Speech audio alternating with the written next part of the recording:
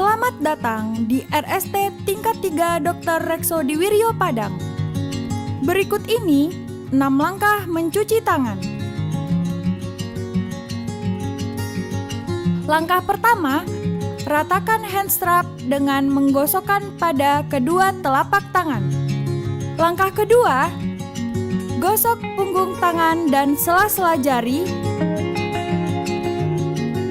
Lakukan pada kedua tangan.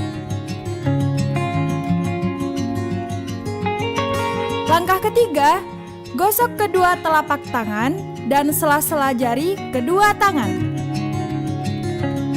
Langkah keempat, gosok punggung jari kedua tangan dengan posisi tangan saling mengunci. Langkah kelima, gosok ibu jari kiri dengan diputar dalam genggaman tangan kanan. Lakukan pada kedua tangan. Langkah keenam, usapkan ujung kuku tangan kanan dengan diputar di telapak tangan kiri.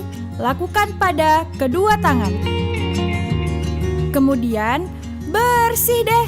Tetap sehat Dunsana Rekso. Berikut ini 5 momen mencuci tangan.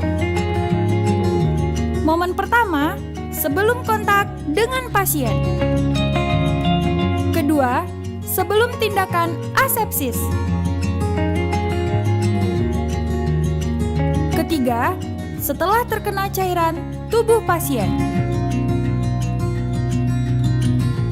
Keempat, setelah kontak dengan pasien.